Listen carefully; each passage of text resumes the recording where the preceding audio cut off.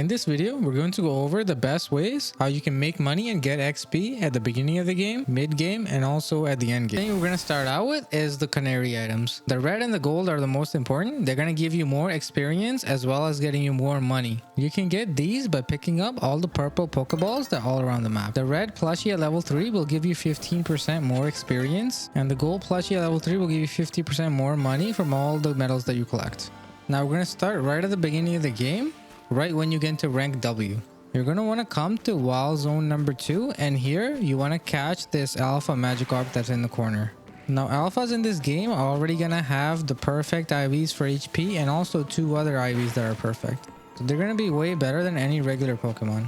You can also catch either a Dratini, or Eevee, or a Larvitar. I have those guys on my channel as well if you want to, but this Magikarp is way easier to get. Now you can either try to sneak up on the Magikarp and catch it with a quick ball, or you can beat it up and catch it that way. Either way, after you catch it, you're going to evolve it into a Gyarados. And we're going to turn this Gyarados into a super strong Pokemon that's going to help us beat a lot of trainers in the Royale every night, so we can get a lot of experience and a lot of coins. Now you need to check the nature that your Gyarados has. If it has an adamant nature, you don't need to do this next step. But if it doesn't, then you can go to Wild Zone 3. Run over here and we're going to get a mint that's going to change its nature to adamant. An adamant nature is going to make it so that our attack goes up while our special attack goes down. We're only going to be using normal attacks, so we don't need any special attack. In this same alley, there's going to be a lot of different NPCs that sell every single mint in the game, so this will also be useful for you later on. So from this NPC right here, we're going to buy the adamant mint for 20,000 Pokédollars, and that's what every other mint costs in the game. Now once you buy this, we're going to give it to our Gyarados to give it an adamant nature. That's going to increase its attack by a lot. If you're at rank W, you're only going to be facing around level 22 trainers when you fight them in the Royale, and you're going to have a level 30 Gyarados with a lot of HP and a lot of attack that's going to one-shot them all. Now for the next step, you're going to go to the Pokemon Center, get all the consumables that you need, and then you're going to turn day into night and start the Royale. Now you're going to bring out the strongest Pokemon you have, either the Gyarados or any other strong Pokemon you have, and you're going to fight the trainers in the Royale. Alphas at this point in the game are going to be a lot higher level than your regular Pokemon, so catching any alpha and bringing them into the night is going to make the fights way easier.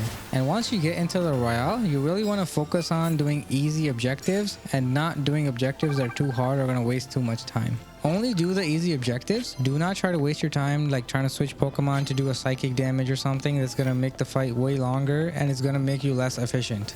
Also, you want to pick up as many prize medals as possible because that's what's going to turn into your money at the end of the night. Now, even with a bad night and all the bonuses and one-shotting everyone, you're going to be able to at least get 20 trainers. Beating 20 trainers is going to get your 2x multiplier and it'll give you almost 70,000 every night. Your Pokemon are also going to be leveling up super fast. Like here, we went up 4 to 5 levels in just one night. In the early game, this is the best way to level up and make money, and you can do both at exactly the same time. Now, all the money you get from here, you can use it to buy Mega Stones, for example, for your Charizard or any other character that are going to make the Mega fights in the main story way easier. Early on, you're only going to be able to buy small XP candies with shards. They're not worth it at all. Wait till you get to medium or larges, and we're going to talk about that later in the game. Now, after this, we're going to go into the mid game. We're going to need a Dragonite to be really efficient. So we're going to go to this cafe in the corner of the map and go to blue sector number 6. Once you go on the roof, you're going to be able to catch a Dratini, and I'm going to show you right now how to do that. You're going to turn right here, go straight, and eventually you'll see scaffolding that you can use to climb to the top of the roof. The reason you're going to get a Dragonite is because it has the move Extreme Speed. It has good damage while also already having a 3-second base cooldown, which is the lowest in the game. So we can focus all of our Dragonite's potential into damage because it already has all the cooldown it needs. And preferably, we're going to catch an Alpha Dratini to get Alpha Dragonite to have more HP, but we can reset all the IVs anyway, so it doesn't matter too much. So now once you're on the roof here, you're going to run across and you're going to go to the bridge that we see over there. And you can come here right at the beginning of the game and you can catch your Dratini if you want to. You're just going to need to be a certain rank so it follows your instructions. Now we're going to use this ramp to climb on top of this roof and you'll see the bridge, and on the other side of the bridge you'll be able to see where the Dratini is. I recommend you bring a quick ball when you're coming over here because it's going to make catching the Dratini a lot easier. Now you'll see it on the other side of the rooftop right there. Now we want to get an alpha one, so what we can do is come down here and run around this hedge. When you're running around the hedge, you'll see it despawn and you come up here and you'll see our first time we got lucky. Now what we're going to do is run up on this rooftop, sneak behind it while it's not looking at us so we can use a quick ball. If you're low rank trying to catch this, it's less than a 1% chance even with the ultra ball. But if they're not looking at you and use a quick ball, it's about a 5% chance, so it's way easier to use a quick ball. Now what you're going to do is you're going to come up here, get as close as you can to the Dratini, and then you're going to save your game so that you can keep trying over and over again. So just save your game and then you can exit if you don't catch it. If you catch it, that's fine too. So once you've saved the game, you're going to throw the quick ball and see if you catch it. Now here we don't catch it the first time, so we're going to exit out and then load back in. This saves you a lot of time because you're not going to have to run back and forth. So you just load back in, you're going to be exactly at the same spot and you throw another quick ball, and this time we do catch the Dratini. Now the next step is you're going to use your current team, whatever you have, to level up this Dratini to level 55 so it can turn into a Dragonite. And once it does turn into a Dragonite, we're going to use all the money that you've been farming to get all of its nutrients and all the right stats. Once you have the Dragonite, you want to come over to the Rust Syndicate building, and in here there'll be an NPC that can reset all of its EVs for 5 mega shards. The reason we're doing this is so we can customize the Dragonite to the stats that we want to be able to do the most damage. So now once you do this, there'll be a cutscene and then your Dragonite will be reset to having 0 EVs. And now we can use nutrients to get all the stats that we actually want for our Dragonite. Now to buy nutrients, you're going to go to any Pokemon Center right at the bottom, and for Dragonite we want HP as well as protein. That's going to give us more HP and also more physical attack. We're not worried about special attack at all, so we can also use the adamant nature on Dragonite. So the way we're going to use this is we're going to use 25 of the nutrient we want on our Pokemon, and then we're going to use 2 of the same types of feather. Now if you don't have the feathers, you can also use 26 nutrients. It's a little bit less efficient though. So for example, we're going to use the HP up 25 times and use HP feather 2 times. And that will give our Dragonite the max HP EVs that are possible.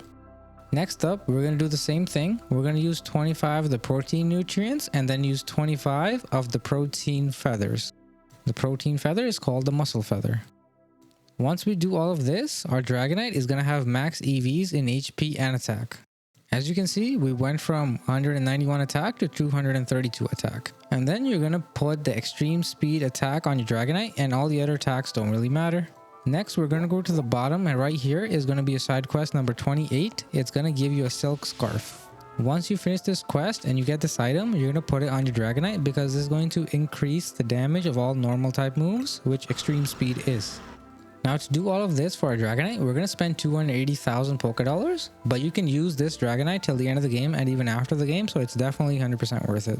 And eventually you're going to want to take this Dragonite to a level 100, and I'll show you at the end of this video, but for right now we're going to do the level 55 version. And we're going to take extreme speed and then take any attack that you can use on ghost types that are immune to normal type damage. Once you get your Dragonite, you're going to be a lot more efficient than your Gyarados. It's going to be able to move a lot faster, it has lower cooldowns, it has more HP. So every night is going to be done faster and faster because you're going to be using extreme speed and just bouncing between the trainers over and over. And while you're in battle, the nighttime does not go. So for example, here we did 22 trainers and we got 90,000 Poké Dollars and a lot of XP as well. Now after this, we'll have our Dragonite leveled up. Now once you take this Dragonite all the way to the post game, you'll be a level 100 and you'll have 403 attack with the same silk scarf. What makes post game even better is that there's actually 3 zones on the map now instead of just 1. So if you ever beat all the trainers in one zone, you can go to the other one instead of waiting for the new trainers to spawn. And you want to remember to use this because you'll be beating trainers so fast that they won't be able to respawn and you'll just be standing around waiting for more of them. But because you can quick travel to other zones, it'll make it a lot more efficient with your Dragonite. Now this is the first night I had after beating the game. Because of the fast traveling, I was able to beat 45 trainers and I got almost 300,000 Poké Dollars in just one night. And this is going to be the most efficient method of getting XP and gold at exactly the same time. The next thing we're going to do is we're going to talk about the shard shop. Now at this point in the game, you can buy medium and large shards, so it's actually worth spending your time. If you feel bored from the nighttime, you can do this instead. Starting right outside the Mega Shard shop, you can come into the first alley and you're going to be able to find a lot of shards you can destroy. Now pro tip, you can use a flying type Pokemon like Dragonite, but if a lot of the stones are actually on the ground, you can use moves like Earthquake or you can use Surf and it'll be way faster. I just like using Dragonite, that's why I'm using Dragonite, but if you do this with a more AoE attacker, it'll be even faster than this. This route, in about 8 minutes, will get you around 900 shards if you're already maxed out in the plush. Right after that, we're going to fast travel to Hotel Z. We're going to come up here and we're going to destroy all these shards. You've already seen this in the main story. It's a really good area that's super fast.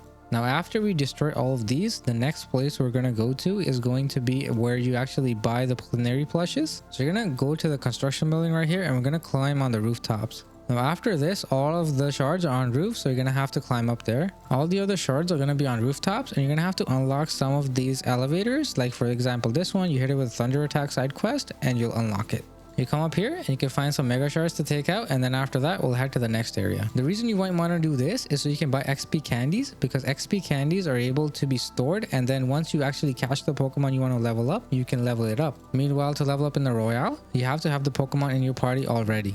Next place, we're going to go to Wall Zone 9, come up here, take a right. Up on the roof, we're going to find 2 rooftops that have a lot of shards on them. Once you climb up here, right in front of you is going to be the first rooftop. We're going to destroy all of these. It's going to give us a bunch of shards. After that, we're going to drop down and turn around, and there'll be a secondary roof, and that has a lot of mega shards on it. So once you jump down here in front of you, you'll see the second rooftop with a lot of shards. Once you destroy all that, you're going to go forward and you're going to go up this set of ladders, and we'll have another set of shards at the end. If you're just bored of doing all of the night royales over and over and over, you can do this farm to take a little break from that, while still being able to level up your Pokemon. Now next, we're going to go to the Magenta Pokemon Center. We're going to come up here and go on this roof. Now once you go on the roof, you take a right, there's a small amount of Mega Shards for you, but the real Mega Shards are on the other side, and you're going to use your Rotoglide to get over there. Once you've taken all those out, we're going to head over to Restaurant La Wow, next to Wild Zone number 8. We're going to run up this set of stairs, and over here there will be another scaffolding we can use to get up to the top of this roof. And when you're spending your shards, make sure you're buying medium and large candies. Do not buy smalls, they're kind of a waste. Use your Rotoglide to get to the other side, and right at the end will be the last set of mega shards for you. Now after this, we can go to the shard building again and then buy whatever you need and start the cycle again. By the time you get done with one cycle, all the crystals will have respawned.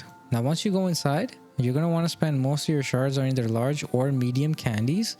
You can also buy some mega stones that you need.